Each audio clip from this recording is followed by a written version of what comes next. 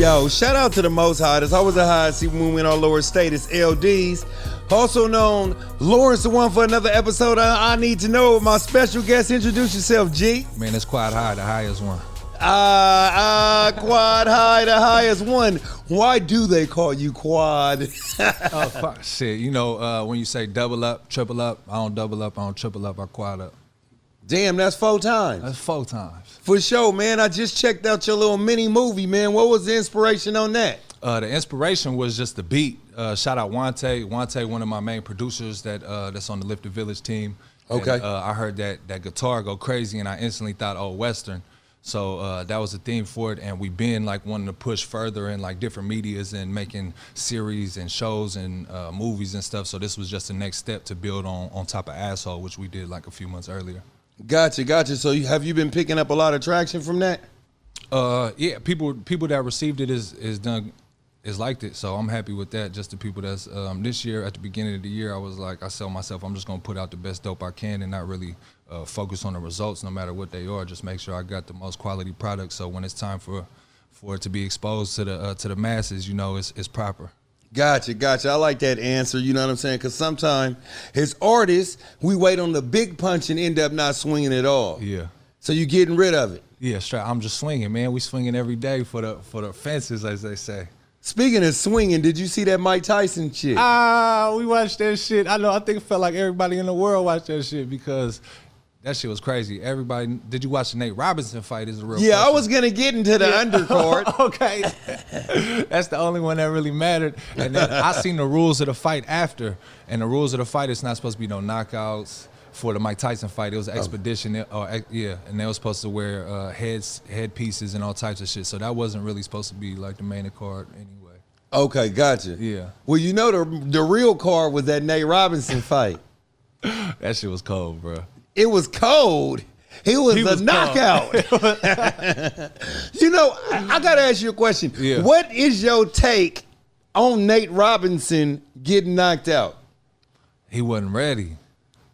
He wasn't ready to be in there. He was amped up. He had the juice and he had the energy and he had the mindset, but he was not ready. Okay, you don't think age plays a factor in this? Yeah, age always plays a factor, especially when it comes to competitive sports and professional sports. What they're trying to do, age is a major factor. What do you think the age difference was? Shit, young boy got to be, I don't know, 8 years younger. 13. 13. Yeah.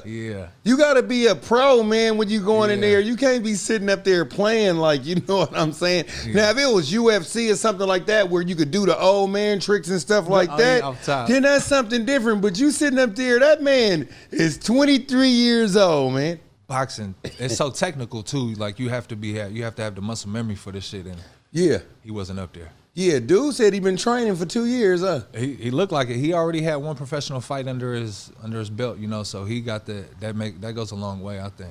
Yeah, he almost broke Nate's neck.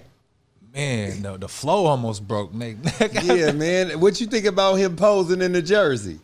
Oh, bro, he just called you a troll, bro. Like, you can't expect nothing less from these people, bro. That's they whole hype. Yeah. I wouldn't expect nothing less. I just seen it. I was like, oh, it's cold, but shit, you can't say nothing. But I seen Nate Robinson's Insta. Hey, he bounced back from it cool. Like, he not taking it too hard, and that make me feel him more. Like, he not running from this shit. He like, I'll be back type shit. That's cool. Oh, well, you know what? Shout out to Nate Robinson. I respect because, that, yeah, I mean, everybody can't get in that ring. I mean, you got to realize this, that damn near half the world was watching that fight. They was watching. Yeah. He had some courage. He had some belief in himself. Yeah, definitely. You know, I think he has some ties to Oakland. Hey, Steve, don't he got some ties to Oakland, Nate Robinson? Yeah. Okay. Yeah. Damn, we should have been rooting for him. Maybe it was. Oh, we was rooting for him, but you know, I mean, he still got to do the work. He got to put it in. You know, in the Bible, it say faith without works is dead. That's right. You know what I'm saying? That's what the book say. Amen. So I got to ask you a question, man. You were sitting up there on your the little movie that you got. What is your spiritual system, man? My spiritual system? What do I believe in? Yeah. I believe in there's a higher power, but and I believe that I'm in tune with it. I talk to it every day. I talk to him or her every day what it is. I ask for protection. I ask for all the same stuff somebody would ask for. I'm not sure exactly what it is, but I'm not foolish enough to think I'm the highest being on this earth. Gotcha. Yeah. So okay, yeah, I don't have no specific religion or anything like that. So you kind of like non-denominational. You just believe, because a lot of times we really just have like our own religious thoughts anyway. Yeah. Yep. And I can't base it off of. I know people believe it a lot, and it goes. My family is Samoan. If you know us, like Samoan families and Polynesian families in general is in the church, Catholic, Christian, whatever it is. My uncle is a pastor, the whole thing, and just I don't know. I could never believe like you're supposed to believe a book that was written by a man, but it tell you don't trust a man. Yeah. So it never really made sense to me. Gotcha. Okay. How much of your spirituality do you tie into your music? Oh, that's big. That's big. I got a lot of bars that come like that, and they come naturally. I don't have to force it. It's just things I really think about and things I really believe. So when I hit it like a deeper bar, like some spiritual or like my deeper beliefs, then it hits, and I think a lot of people can relate to it. Gotcha. Okay. Yeah. So what do I want to say? Do you believe that rappers, right, should speak out against social injustices? Like, is that a rapper's job too? It's everybody's job at this point. Okay. Yeah, it's not just on one specific set of people or group of people or profession. It's on everybody that have the same beliefs to come together and take action for it. Okay. Yeah. Okay, and what do you think about the recent deaths in hip hop? With Pop Smoke, we got Yace, you know what I'm saying, that just recently passed, Mo 3, amongst many people that then passed away this year. How do you feel about that? It's mainly because it hit home, and the person, all those deaths hit home to their families and the people that's close to them. And I knew Yace personally too, so we have a history together, and that one hit. But I had one myself that's in the rap community, like in the Polynesian community together, and he's one of the persons who put me on with rap. He had a safe space for us to come to. His house was always a studio. He built the booth in his garage for us to come to. I laid a lot of music over there, and he got killed this year. So talent that's been taken this year, and if you know Juice Boy, which is part of Cutthroat Mode out from San Mateo, he's big too.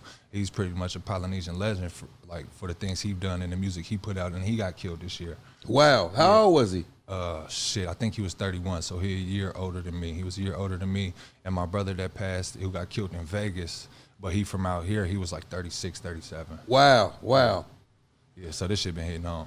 So what do you actually think about that? Because a lot of people that rap, obviously it's their dream, so they dream coming true, but then it's you supposed to be living your dream, and it seems like it's turning into a nightmare. Man, yeah, I think it has a lot to do with the work you put in before you made your name in this game. A lot of people made their name already in the streets and in a different game, so that shit always catches up to you. That's one thing you learn. You learn out here is you can't really run from the past. Gotcha. Okay. Yeah. Okay. So how do we rebuild, though? How do we rebuild? If you ruled the world and everything in it, like Nas say, how do we rebuild to create a safe place in hip-hop? If I had the world, I think hip-hop would be far down on the list of things I would rebuild. But rebuilding hip-hop on, I don't know, because it evolves according to the times.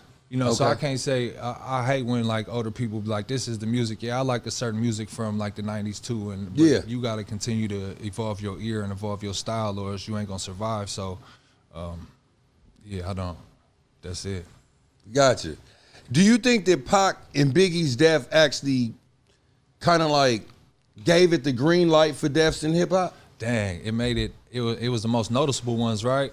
It was definitely the most notable ones, and I think a lot of things that happened. Well, we know what happened with Pac, damn near. That was the whole gang shit. So yeah, I don't know what happened with the Biggie. There's a whole conspiracy theories, but I think it has a big part to do with how it's been normalized in hip hop. Definitely. How dying is kind of okay to do. People just brush it off. Oh, he was a rapper. He was in some other shit. So it really don't matter. It don't hit people how it should, and that's fucked up. Is that something that you actually worry about? Getting killed? Yeah, and because of the hip hop and shit. Not. Hopefully not because of hip hop. Hopefully this is the reason that I gotta worry less about being killed.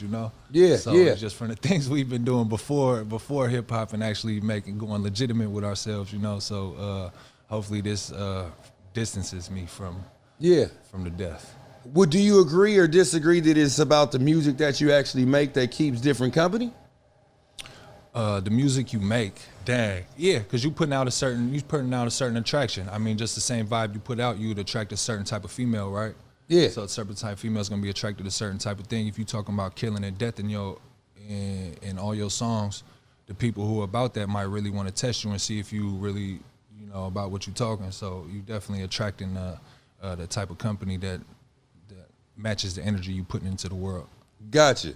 So when I'm listening to your album, A Quad High, what type of energy are you putting out there? I wouldn't say it's on too much of a high positive frequency. I've been through a lot of shit, and I like to put that into music because that's how I feel and that's how I rap. But you definitely gonna get some weed songs. You definitely gonna get some real life hustling songs because all I think about all day is just like how to progress, how to better myself and better my family. Like it's getting bigger. I got my circle is pretty much like locked in to the point I never thought it'd be at this point. It's a small circle, but we strong and we moving right now. So we just trying to keep it locked in. Gotcha. So is it safe to say that if I walked in the, let's just say like a record store, would your music be by Devin the Dudes and Wiz Khalifa? Like, are you a Doty rapper? Devin the Dude for sure. Devin the Dude, you might find me right next to Devin the Dude. I say you find me between Devin the Dude and Messy Marv. Wow, that's a hell of a contrast. You find me in between right there. Yeah. So that's why I think I'll be right sectioned at. You know what? Messy Marv, shout out to Messy Marv. You know what's crazy? Yeah. I didn't hear a whole bunch of Messy Marv songs coming up. Yeah. That's my one of my people that I went to school with. That's his big brother, and that's one of my best friends, close partner, right? Okay. But I gotta tell you, Cash Lord Mess, when I start listening to Cash Lord Mess, come on, man. Go crazy. He the best out of Frisco to me. Really? To ever do it. Wow. He be the best from the city to me. Really? So where is San Quinn at in this? San Quinn, he right there, he a legend, but I'm talking like rap game lyrically. Like the type of shit he put on wax, like the type of vibe he had, the type of energy that was unmatched, like Mess was there. Well, you know what's crazy? Because I look at him a little different. I think lyrically, Quinn is like the most lyrical coming out of the city, but I think Mess actually has the formula. Okay. I'm taking out the beats, yeah, the motherfucking playing with my nose. Like he's talking about playing with their nose, like. But he has the formula. Yeah. I mean, let's just keep it real. People didn't start snorting cocaine just listening to Mess. They were already doing. They might have came out the closet fucking with Mess. They're like, oh, it's cool. Oh yeah, oh, it's cool. You know what's funny though? I'm gonna tell you though, man. Shout out to Mess again though. Yeah. I remember when during the Bay Area Rap Awards that was in Palo Alto. Okay. So it was like a bunch of us. Some of my partners got in, and then I don't know. I was outside, right? So I tried to get in with Richie Rich. I don't know what happened. I don't know if him and Messy Marv was together. But Mess, he's a little guy. He's short. But he had a fur coat on that looked like they was dragging the motherfucking ground, right? Hell no. So he was smoking a big cigar looking like a straight mobster, right? I said, hey, man, I'm getting in with you. And he turned around and looked. Everybody like from Frisco was like, who is this nigga? I said, man, check this out, man. Your sister's Crystal. I went to Mount Diablo with her and played football with your brother Keita. Them is my motherfucking folks, man. I'm getting in with you. And he looked at me and said, come on. I said, yeah. I said, yeah, man. Yeah. Now let me hit the cigar. And he passed me the cigar. Shout out to Mess for that, though. Mess a real one. It was, though. He was, though, man. Shout out to Mess, man. Hell yeah. That's what's up. That's a tight-ass story. It is, though. It's another one I'll tell you after the interview, though. You know what I'm saying? With this other Palo Alto cat. That shit was crazy. Off top. But yeah, though. So what are you actually working on right now? More visual stuff. We got a video coming out called Pimps and Players that's coming out within the next week or two. So we'll do that. We'll do a whole bunch of promo videos for that. And then I'm working on the album. I'm just wrapping up, trying to finalize it. It's called Sign Myself. And yeah, we keep it and pushing from there. You got some creative shit, man. Some of the shit that you actually saying, I'm like, damn, I could have thought of that. Off top. Sign yourself, that's basically like you signing yourself, like you doing your own thing, huh? You coming out the trunk, kind of Bayway, huh? Off top, you already the payday is Bayway. You already know what it is around this motherfucker, man.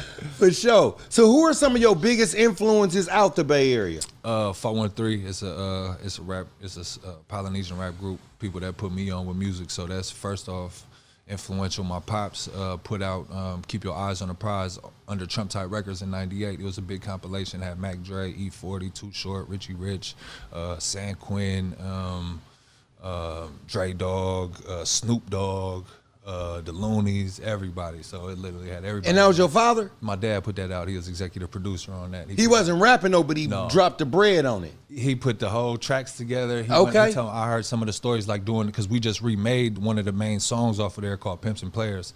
And so my uncle sung the hook, and our family was on the first or on the second verse of there, and my uncle was on the third verse, and I replaced San Quinn's verse because San Quinn was first on there. So I just replaced it and kept it in the family like that. So we did that recently, and so that's the most influential right there. That's as soon as that dropped, I start rapping. Yeah, as soon as I heard that, I wrote my first rap in my grandma's garage as soon as I heard that motherfucker. So that's the main ones right there. And how long have you been rapping? Shit, since that point I've been writing. So when I was 8 years old in '98, and my first project I put out when I was like 19 called Michael Myers the Mixtape. Michael Myers the Mixtape when I was like 19 in 2009. Yeah, 2009. So that was, since then for real. Okay. Yeah. So what is your biggest song to date? Keisha. Go slap Keisha right now. Quad High featuring A-Do and C-Mac. Keisha. I get so much love from this song. It's crazy. The vibe that was on this motherfucker. And the beat really made it. The beat is by another young Samoan producer named Wob. He out of San Francisco as well. And then just had a Keisha Cole sample on that motherfucker. And then A-Do came and killed the hook and made it huge. It gets played at like graduation parties, weddings, and every little party I go to, it's just somebody play it. I'm like, yeah, nigga. Okay. So you pulled the I Believe I Can Fly. Hey, put me on that level one day. We gonna be up there for sure. I Believe I Can Fly, graduation song, man. The new one is Keisha. You know what? Just real quick though, that would have been one of the songs that I would have made. Talk about 4 songs that you wish that you would have made. Damn. And then I'm gonna give you my other 3. Shit, 4 songs I wish I would have made. I got 5 on it. Okay. I got 5 on it. Run that. Okay. Dang, it's too many Pac songs. Oh, Never Had a Friend Like Me by Pac. Okay. I got that concept and that beat and everything about that shit was crazy. Dang, 2. And then I don't know. I'm gonna stick with them 2 for now, right now. And then Bob Marley. If I could sing like Bob Marley and everything's gonna be all right, how simple is that? Just to spread positive ass messages to the world and everybody, all type of shit like that. So some Bob Marley shit. Everything's gonna be all right. Or No Woman, No Cry. Okay. Yeah. Them yours? Them the ones. I wish I had made I Believe I Can Fly. Easy. This How We Do This by Montel Jordan. Okay. Thriller. And You Can't Touch This by MC Hammer. Okay. Oh yeah. Classics. Yeah. Okay. So what you thinking of residuals? Yes, definitely. It's a business. I can make that other shit later. Off top. But do you know what the biggest event was in sports was going on when MC Hammer came out with You Can't Touch This? Nah. The Battle of the Bay. Oh, damn. That was 89? That was 89. Bad. So I'm saying all that to say this is that sometime when you put out a song at the right time, what's going on around you could actually catapult the song to even being further. Kind of like how E40 got that. Real shit. Yep. You know that Warrior song? Yeah. That did bigger damn near than the regular one, right? He turned into a Warrior song, and everybody knew that for sure. I think around the world that might have been known a little more than the regular version. For sure. Yeah. So I just came up with a new question. Right here it is. Right. What is your least favorite hit record? Hit record? What hit record you be like, man, I don't really fuck with this. Damn.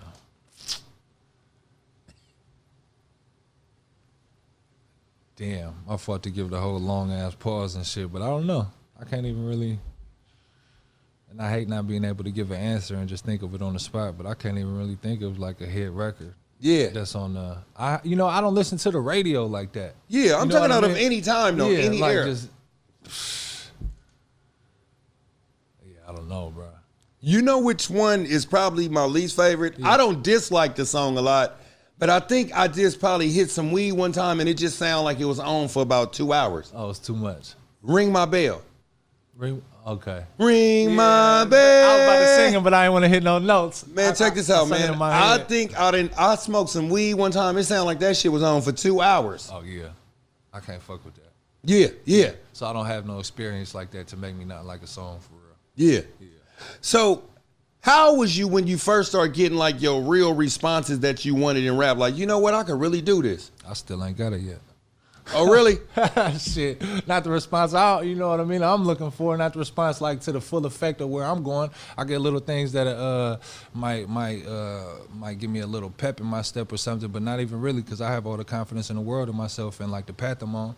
So I don't even know if I'll be happy when I get to where I think I want to go, you know, because it's always a step ahead, and that's all I'm thinking about. Gotcha. Yeah. So do you feel like Bay artists get they just due in the game? Never. Why do you think that is? Expound on that. Attitude when you're not willing to bend what you believe in and how you came up to make somebody else comfortable that's been in the game longer, than people not gonna work with you.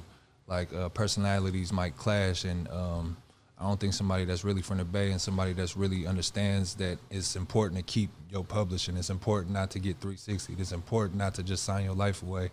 And I think just in general, we have more game than a lot of people and not willing to get played like that. Okay. Yeah. But you know what's crazy, though? I'm learning that, like when I think about groups that's coming out the Bay Area, that's coming out the Bay Area, it's not even really rap specific, I think. Because I look at my favorite R&B group, one of them, is Tony. Okay. Do you think Tony gets they just doing the game? Hell no, I didn't even really trip off that a lot of people from out here don't get it. It's just, I don't know exactly why, but I already gave you my beliefs, but I don't know if they was like not going in along with them, because you feel like they was already signed to a major label, right? Tony. I'm not sure where they were, but I mean, they got hits. Yeah. But I think like the music that, like prime example, with this rap shit, they go Rex. Look at him. Shout out to Rex Life on TV just as we speak. Yeah. But yeah, like Wale just redid a Tony song. Okay, I didn't even on Chill. I didn't even know that. That's Whatever You Want, I think. I think it's Whatever You Want. Wale just be dropping sneaky shit. You don't even know it came out, and then somebody will tell you it came out. You go listen to it, and he just murdered it. Yeah, that's it's one of them Tony songs. Yeah. And for a second, and On the Way, I think that's Chris Brown will do. Oh, yeah, new one. Yeah, maybe Meek Mill and Chris Brown. Somebody got a song called On the Way. That's Tony. I seen Dwayne Wiggins. I said, man, I know you feeling good right now. You got 2 rap hits. If he own it.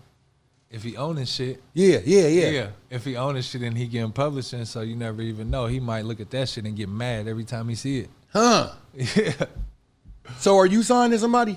Yeah, I signed myself. Got you. So what's the name of your record label? Oh, it's Lifted Village Everything, LVE. Okay. Yeah. So do y'all have any females on the roster? Nah, we just getting started right now. It's all male artists, unfortunately to say. Okay. You gonna talk about some of them? Yeah. Shit, I list them, man. C-Mac, shout out C-Mac. He's another rap artist under our label, and that's pretty much the only other one that spits lyrics is me and him, and then everybody else is our producer. So we got Who Is SK, another dope-ass Polynesian Samoan producer from San Francisco. We got Royce on the beat. You know Royce on the beat? I've heard of Royce on the beat. Yeah, so he's a legend out here. He made the D-Lo, I Don't Give a Fuck About NoHo. That's exactly what I was gonna say. He made that beat. You know what? Shout out to D-Lo. It seemed like we give D-Lo props every show. Hey, got to, man, because he's been in it for so long, and I think he only, like I said about evolving, he only evolved. Yeah. He spent lyrics now. It's not only about just riding and super like turned up. He could spit some shit. You know what's crazy? Because I always felt like that song that he got with, I think, Tyga. I'm a letter though, something like that. Yeah. That shit was hella tight. I'm surprised that didn't. I thought that shit should have did hella good though. Yeah. But you played me though. That's my Hall of Fame. That's the one. That's Hall of Fame though.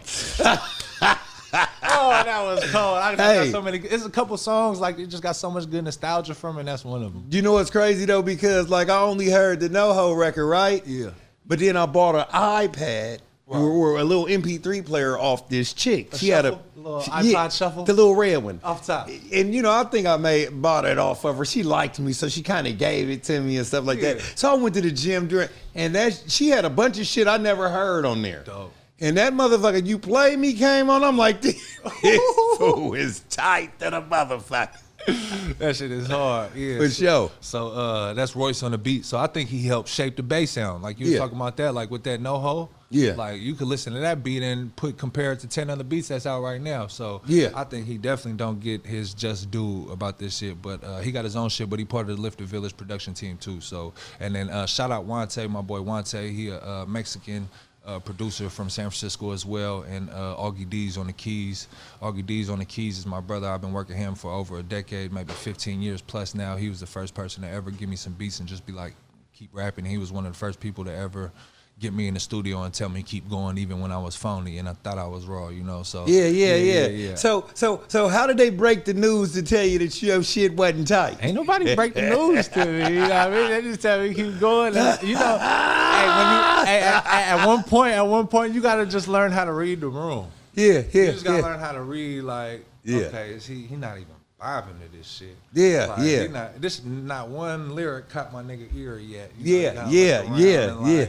Damn, ain't nobody. I'm like, come closer to the mic. Hey, so I'm just, that's what I'm thinking. So you just gotta learn how to read the room, and cause it's hard to tell. Like, bro, that shit kind of trash. Like, we getting older now, and it's easy to go ahead and and we comfortable with each other now, so it's easy to go ahead and tell each other like maybe you should switch that bar up, and Yeah. But earlier on, I think they knew. I'm happy that nobody just like killed my spirit. Like they was just keep going, bro. They let you bubble before they bursted the bubble. Me? You know what I mean? Like build me up, make sure you got the confidence, and they be like, bro, you gonna have to. That ain't him. Like, come on, you can do better than that type shit. So, yeah, that's what it is. Ain't nobody really said, bro, you weak as fuck. You know? How many projects you got out?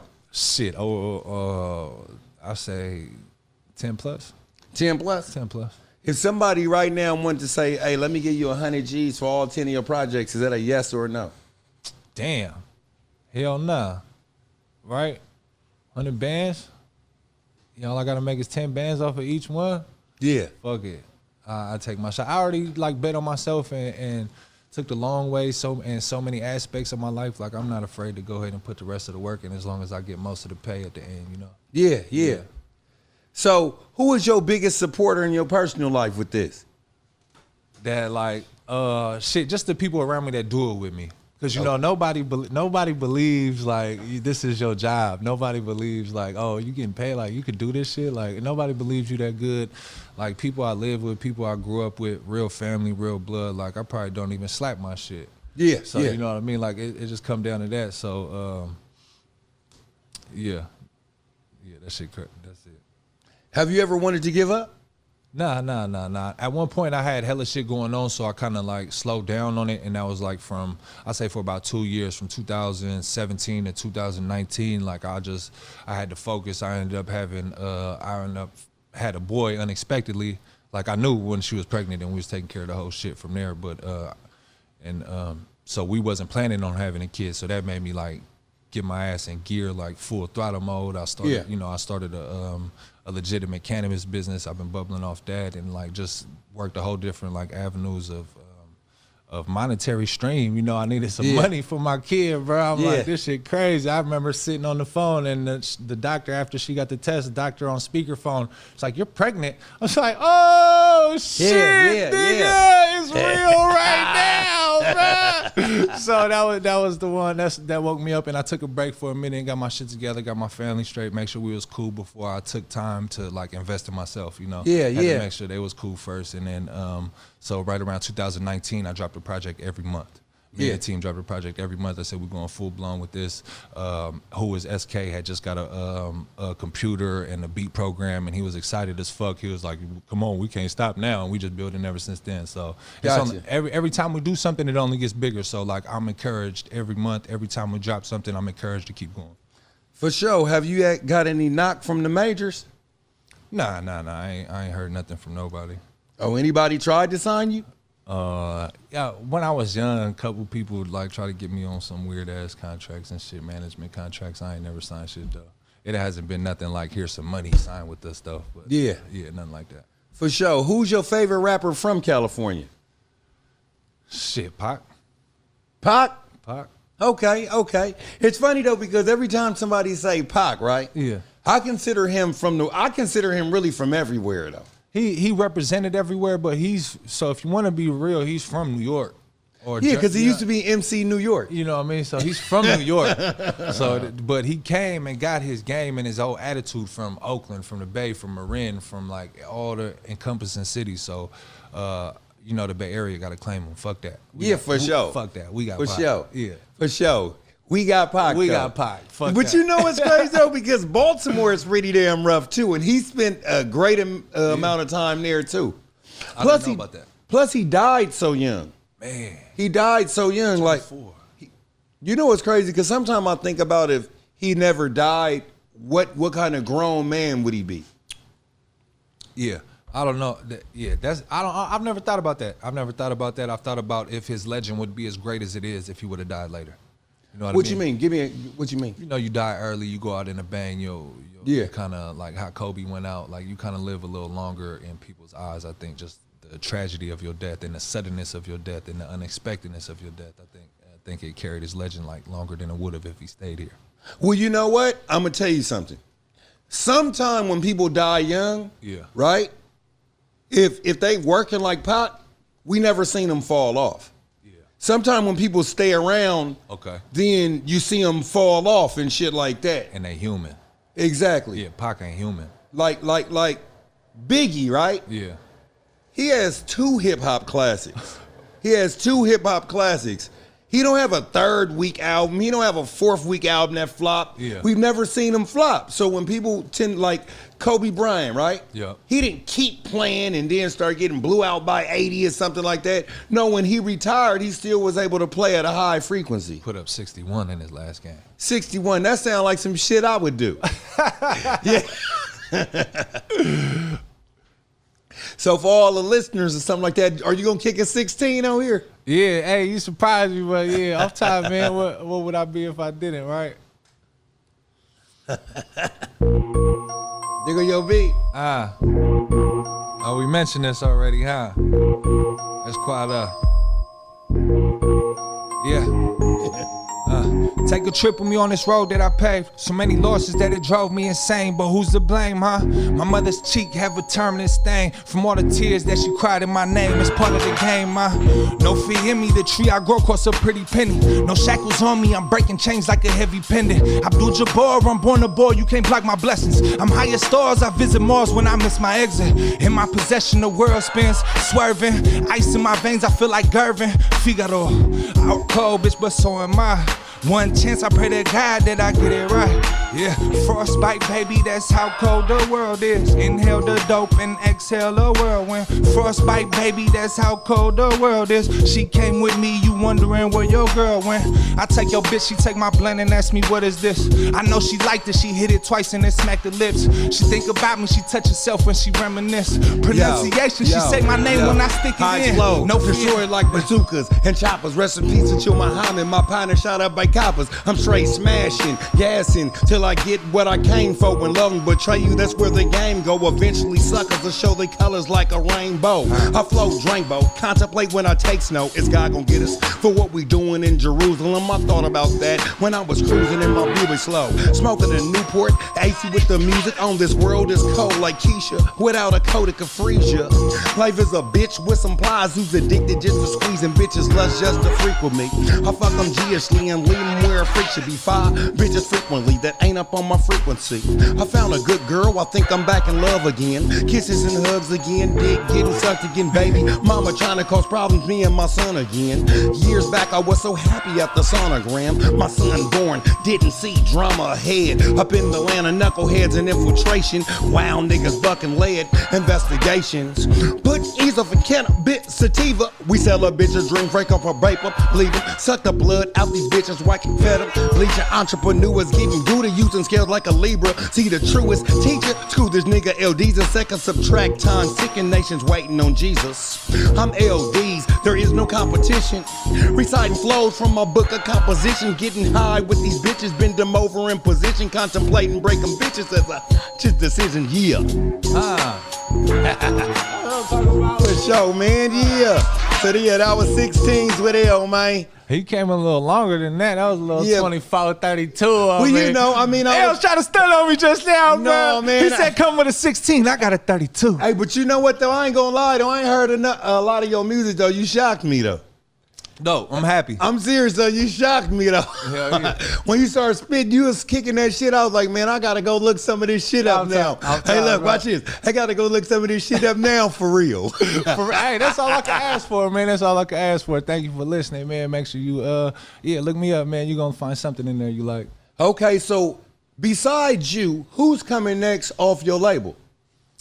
Shit, not next right with me. My nigga C-Mac, and all my producers, I mean, all the producers go crazy. That's really where, like, I have a lot of pride in, like, the team I built is, like, the production team. I think everybody is really, like, super underrated, and once everybody gets to hear the specific sound that each of them have, it's just gonna be a lot of people drawn and attracted to that. Gotcha. Yeah. So who's your favorite rap crew? Favorite rap crew? Since it's like y'all, you know what I'm saying? You know, Hot Boys. Hot Boys. Oh shit. Easy. That's crazy. Easy. That's crazy because I love, you know what? I love the Cash Money era. Yeah. Man, that's one of the best eras of music to me. Well, you know what? It's crazy because, how could I say this? The golden era of hip hop, I thought it was like from 90 to 96. Okay. Pac Def. But then they came right after, shortly after. That's G-Funk. G-Funk, part of hip hop, that whole like collaboration of sounds was crazy. Yeah, because a lot of Manny Fresh shit sound like Zydeco. Yeah. You know, like any place that you from, yeah, the rap music takes form of the sound before that. Like out here is like P-Funk, Parliament, and shit like that. Yep. In Mississippi, it might be the blues. So a lot of they shit sound drunk and slow. That's what I'm talking about, definitely. You know what I'm saying? For Miami, it's that bass, so a lot of that shit is booty popping music. Hell yeah. You know, shout out to 2 Live motherfucking crew. 2 Live crew. Hell yeah, I heard so many stories about them too. For real? Uncle Luke. Yeah, definitely. Yeah. I remember when he dropped that Pop That Coochie, man, when I was in 8th grade, man, motherfuckers was going to school like this. Hey man, you seen that new video? He was like, what? We was, hey, Pop That Coochie, nigga. Hey, Steve, you remember the box? For sure, though. But before we get out of here, man, anybody you want to mention? Shit. Lifted Village, everything, man. Look us up. If you're on Weed Map, search Lifted Village. You can order a legal cannabis delivery. We got one of the best menus in California. We got the cheapest prices in California. That's Lifted Village on Weed Maps. And Lifted Village, everything, man. Follow me on Instagram, quad_high. And I got a lot of shit coming, man. Pay attention. Okay, for sure. And I'm LD's for another episode of I Need to Know with my special guest, Quad High. And as usual, come on.